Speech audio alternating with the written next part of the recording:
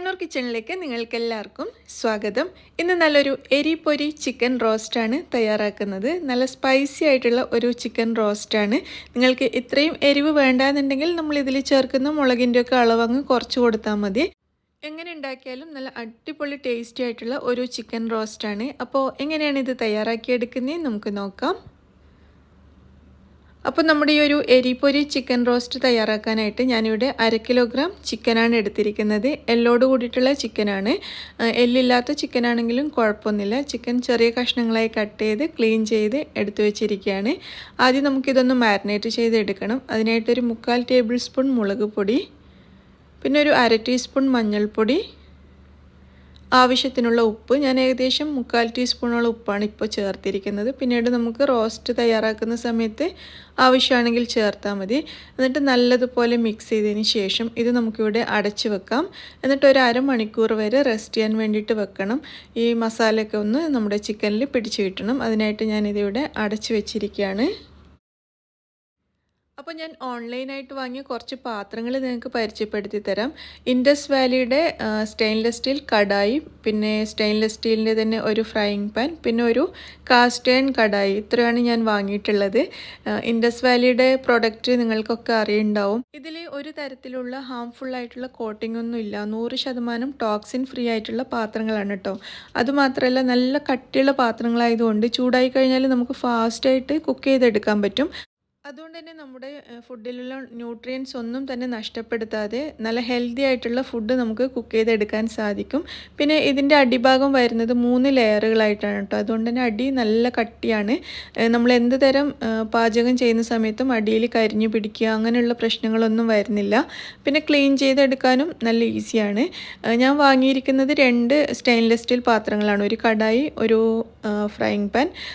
അത് രണ്ടും ഈ പറഞ്ഞ പോലെ സ്റ്റെയിൻലെസ് സ്റ്റീൽ ആണെങ്കിൽ പോലും നമുക്കതിൽ മീൻ ഫ്രൈ ചെയ്യാം, ചിക്കൻ ഫ്രൈ ചെയ്യാം, എന്തിനും പറ്റും. പിന്നെ നമ്മുടെ കാസ്റ്റ് അയൺ കടായി, അത് പിന്നെ പറയണ്ടല്ലോ, നമുക്ക് എന്ത് തരം പാചകവും നല്ല ടേസ്റ്റി ആയിട്ടും ഹെൽത്തി ആയിട്ട് ഉണ്ടാക്കിയെടുക്കാൻ പറ്റിയ അടിപൊളി കടായിയാണ്.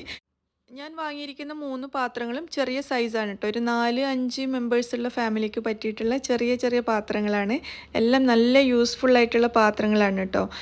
ഇതൊക്കെ നിങ്ങൾക്ക് വാങ്ങണം അല്ലെങ്കിൽ ഒന്ന് നോക്കണം എന്നുണ്ടെങ്കിൽ ഇതിൻ്റെയൊക്കെ ലിങ്ക് ഞാൻ ഡിസ്ക്രിപ്ഷൻ ബോക്സിൽ കൊടുക്കാം. നിങ്ങൾക്ക് ആ ലിങ്കിൽ ക്ലിക്ക് ചെയ്തിട്ട് ഒന്ന് വിസിറ്റ് ചെയ്ത് നോക്കൂ. അപ്പോൾ നമുക്ക് ആദ്യം നമ്മുടെ ചിക്കൻ റോസ്റ്റ് ഉണ്ടാക്കാനായിട്ടുള്ള കുറച്ച് സാധനങ്ങളൊന്ന് വറുത്തെടുക്കാം. അതിനായിട്ട് നമ്മുടെ ഇൻഡസ് വാലിയുടെ കാസ്റ്റ് അയൺ കടായി ക്ലീൻ ചെയ്തിട്ട് ഞാൻ ചൂടാക്കിയിട്ട് അതിലേക്ക് ആദ്യം 1.5 ടേബിൾ സ്പൂൺ മല്ലിയുടെ സീഡ്സാണ് ചേർക്കേണ്ടത്. അത് ചേർത്ത് കൊടുത്തിട്ടുണ്ട്. പിന്നെ നമുക്കിതിലേക്ക് ഒരു 3/4 ടേബിൾ സ്പൂൺ വരെ കുരുമുളക് ചേർക്കാം. 1/2 ടേബിൾ സ്പൂൺ പെരുംജീരകം, അതായത് വലിയ ജീരകം ചേർക്കുന്നുണ്ട്. പിന്നെ ഇതിലേക്ക് 2 തണ്ട് കറിവേപ്പിലയാണ് ചേർക്കുന്നത്. കറിവേപ്പില കഴുകിയതിന് ശേഷം അതിൽ വെള്ളമൊക്കെ തുടച്ചിട്ട് വേണം ചേർക്കാനായിട്ട്. വെള്ളത്തോടു കൂടി ചേർക്കരുത്. എന്നിട്ട് ഇതെല്ലാം കൂടി ഒരു 2 മിനിറ്റ് സമയം മീഡിയം ഫ്ലെയിമിലിട്ടിട്ട് ഒന്ന് വറുത്തെടുക്കാം. ഒരുപാട് ബ്രൗണൊന്നും ആവണ്ട. ചെറുതായിട്ടൊന്ന് കളറ് മാറി നല്ലൊരു മണം വന്ന് കിട്ടിയാൽ മാത്രം മതി. അപ്പോൾ നല്ലതുപോലെ ഇളക്കി ഒന്ന് വറുത്തെടുത്തിട്ടുണ്ട്. ഇത്രയും മതി കേട്ടോ. ഇതിപ്പോൾ ഇതിൻ്റെ കളറൊക്കെ ചെറുതായി മാറി വന്നിട്ടുണ്ട്. എല്ലാം നന്നായിട്ടൊന്ന് വറുത്തെടുത്തിട്ടുണ്ട്. ഇനി നമുക്കിത് അടുപ്പത്തുനിന്ന് മാറ്റാം. അടുപ്പത്തുനിന്ന് മാറ്റിയിട്ടും കുറച്ച് സമയം ഞാനൊന്ന് ഇളക്കി കൊടുക്കുന്നുണ്ട്. നല്ല അടികട്ടിയുള്ള ചീനച്ചട്ടി ആയതുകൊണ്ട് നല്ല ചൂടുണ്ടാവും. അപ്പോൾ കരിയാതിരിക്കാൻ വേണ്ടിയിട്ട് കുറച്ചൊന്ന് ഇളക്കി കൊടുത്തു. എന്നിട്ട് ചൂട് കുറഞ്ഞപ്പോൾ ഒരു മിക്സിയുടെ ജാറിലോട്ട് ഇട്ട് കൊടുത്തിട്ട് ഒന്ന് പൊടിച്ചെടുക്കാം. അപ്പോൾ പൊടിക്കുന്ന സമയത്ത് ഫൈൻ പൗഡറൊന്നും ആവണ്ട, ഒന്ന് തരിതരിപ്പായിട്ടൊന്ന് പൊടിച്ചെടുത്താൽ മതി. അങ്ങനെയാണ് ടേസ്റ്റ്. അപ്പോൾ നമ്മുടെ മസാലപ്പൊടി ഇവിടെ റെഡി ആയിട്ടുണ്ട്. കണ്ടില്ലേ, ഒരു കുറച്ച് തരിതരിപ്പായിട്ടാണ് ഞാൻ പൊടിച്ചെടുത്തിട്ടുള്ളത്. ഇത് നമുക്കിവിടെ മാറ്റി വെക്കാം. അപ്പോൾ നമ്മുടെ ഇൻഡസ് വാലിയുടെ സ്റ്റെയിൻലെസ് സ്റ്റീൽ കടായി ഞാൻ ചൂടാക്കി എടുത്തിട്ടുണ്ട്. ഇതിലേക്ക് ഒരു 3 ടേബിൾ സ്പൂൺ വരെ വെളിച്ചെണ്ണയാണ് ചേർത്ത് കൊടുക്കുന്നത്. എണ്ണ ഒന്ന് ചൂടായിട്ട് വരുന്ന സമയത്ത് ഇതിലേക്ക് 1.5 ടേബിൾ സ്പൂൺ വെളുത്തുള്ളി കട്ട് ചെയ്തത്, 1/2 ടേബിൾ സ്പൂൺ വരെ ഇഞ്ചി കട്ട് ചെയ്തത്, 2 പച്ചമുളക് നിങ്ങൾക്ക് എരിവ് അധികം വേണ്ടാന്നുണ്ടെങ്കിൽ ഒരെണ്ണം ചേർത്താലും മതി. പിന്നെ ഇതിലേക്ക് ചേർക്കുന്നത് കുറച്ച് കറിവേപ്പിലയാണ്. എന്നിട്ട് എല്ലാം കൂടി ഒന്ന് വഴറ്റിയെടുക്കാം. ചെറുതായിട്ടൊന്ന് കളറ് മാറി വരുന്നത് വരെ വഴറ്റിയെടുക്കണം. അപ്പോൾ ഇത് നമ്മുടെ പച്ചമുളകും ഇഞ്ചിയും വെളുത്തുള്ളിയൊക്കെ ഒന്ന് റെഡി ആയിട്ടുണ്ട്. ഇനി നമ്മൾ നേരത്തെ മാരിനേറ്റ് ചെയ്ത് വെച്ചിരിക്കുന്ന ചിക്കൻ ഇതിലേക്ക് ചേർക്കുക. ചേർത്ത ഉടനെ 1-2 മിനിറ്റ് കുറച്ച് ഫ്ലെയിം കൂട്ടി വെച്ചിട്ടൊന്ന് ഇളക്കി കൊടുക്കാം. ഈ എണ്ണയും മറ്റുള്ള സാധനങ്ങളൊക്കെ ആയിട്ട് ചിക്കൻ ഒന്ന് മിക്സായി വരണം. 1-2 മിനിറ്റ് നന്നായിട്ടൊന്ന് ഇളക്കി കൊടുത്തതിന് ശേഷം ഇത് നമുക്കിവിടെ അടച്ചു വെക്കാം. അടച്ചു വെച്ചിട്ട് നമുക്ക് ചെറിയ തീയിൽ ഒരു 15 മിനിറ്റ് ചിക്കൻ ഒന്ന് വേവിച്ചെടുക്കണം. അപ്പോൾ നമ്മൾ ഇതിലൊട്ടും വെള്ളം ചേർത്തിട്ടില്ല. അതുകൊണ്ട് തന്നെ ഒരു 3-4 പ്രാവശ്യം ഒന്ന് തുറന്നിട്ട് ഇളക്കി കൊടുക്കാൻ ശ്രദ്ധിക്കണം. അല്ലെങ്കിൽ ചിലപ്പോൾ അടിയിൽ പിടിക്കാൻ സാധ്യതയുണ്ട്. അപ്പോൾ ഞാനിതിപ്പോൾ അടച്ചു വെച്ച് വേവിക്കുകയാണ്. ഒരു 3-4 മിനിറ്റൊക്കെ ആകുമ്പോൾ ഞാനൊന്ന് തുറന്നിട്ട് ഇളക്കി കൊടുക്കുകയാണ്. ഇപ്പോൾ ചിക്കനിനുള്ള ധാരാളം വെള്ളം ഇറങ്ങിയിട്ടുണ്ട്. നമ്മളൊട്ടും വെള്ളം ചേർത്തിട്ടില്ലെങ്കിലും. പക്ഷെ എന്നാലും ഇത് കുറച്ച് കഴിയുമ്പോൾ ഒന്ന് വറ്റി തുടങ്ങും. അതുകൊണ്ട് തന്നെ ഇടയ്ക്ക് ഇതുപോലെ ഒന്ന് തുറന്നിട്ട് ഇളക്കി കൊടുക്കേണ്ടതാണ്. അപ്പോൾ ഞാൻ വീണ്ടും അടച്ചു വെക്കുകയാണ്. എന്നിട്ട് വീണ്ടും കുറച്ച് സമയം ഒരു 3-4 മിനിറ്റ് കഴിയുമ്പോൾ ഒന്ന് തുറന്നിട്ട് വീണ്ടും ഒന്ന് ഇളക്കി കൊടുക്കുകയാണ്. അങ്ങനെ ഒരു 15 മിനിറ്റ് സമയം കൊണ്ട് നമ്മുടെ ചിക്കൻ വെന്തിട്ടുണ്ട്. ഞാൻ 3-4 പ്രാവശ്യം തുറന്നിട്ട് ഇടയ്ക്കൊന്ന് ഇളക്കി കൊടുത്തിട്ടുണ്ടായിരുന്നു. ഇപ്പോൾ നല്ലതുപോലെ വെന്ത് വന്നിട്ടുണ്ട്. വീണ്ടും ഒന്നിതുപോലെ നന്നായിട്ട് ഇളക്കി കൊടുക്കാം. അതിനുശേഷം നമുക്കിതിലേക്ക് 1.5 ടീസ്പൂൺ വരെ ചില്ലി ഫ്ലേക്സ് ചേർക്കാം. അപ്പോൾ ഞാൻ 1.5 ടീസ്പൂണേ ചേർക്കുന്നുള്ളൂ. നല്ല എരിപൊരിയായിട്ട് ഇരിക്കണം എന്നുണ്ടെങ്കിൽ ഒരു 3 ടീസ്പൂൺ വരെയൊക്കെ ചേർക്കാവുന്നതാണ്. പിന്നെ 1/2 ടീസ്പൂൺ ഗരം മസാലപ്പൊടി ചേർത്തിട്ടുണ്ട്. അതുപോലെ നമ്മൾ നേരത്തെ പൊടിച്ച് വെച്ച ആ ഒരു മസാലപ്പൊടിയും കൂടി ചേർത്ത് കൊടുത്തിട്ടുണ്ട്. എന്നിട്ട് എല്ലാം കൂടി നന്നായിട്ട് മിക്സ് ചെയ്തെടുക്കാം.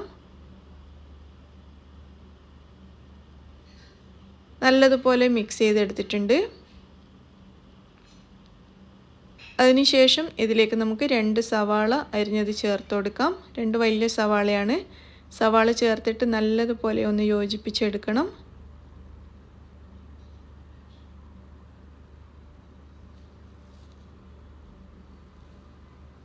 അങ്ങനെ സവാള ചേർത്ത് നന്നായിട്ടൊന്ന് മിക്സ് ചെയ്തെടുത്തിട്ടുണ്ട്. ഇനി വീണ്ടും നമുക്കിതിവിടെ അടച്ചു വെക്കാം.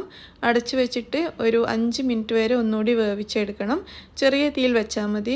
നമ്മളൊട്ടും വെള്ളമൊന്നും ഇതിലില്ലാത്തതുകൊണ്ട് ചിലപ്പോൾ അടിയിൽ പിടിക്കും. അതുകൊണ്ട് ചെറിയ തീയിൽ വെച്ചിട്ട് ഒരു 5 മിനിറ്റ് കൂടി നമുക്ക് വേവിച്ചെടുക്കാം.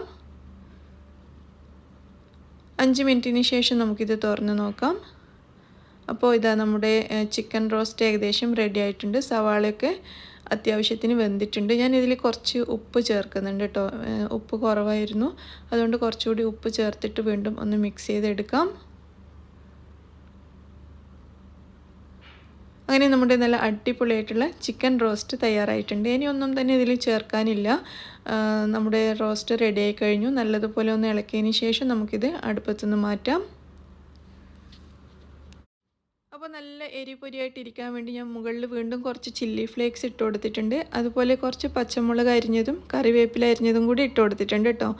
അപ്പോൾ നമുക്കിതൊരു പ്ലേറ്റിലേക്ക് വിളമ്പാം. അപ്പോൾ നിങ്ങളെല്ലാവരും ട്രൈ ചെയ്ത് നോക്കുക.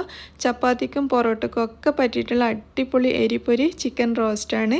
ഈ ഒരൊറ്റ കറി മതി നമുക്ക് ചോറ് കഴിക്കാനാണെങ്കിലും ചപ്പാത്തി, ദോശ അങ്ങനെ എന്തിൻ്റെ കൂടെയും സൂപ്പറാണ്.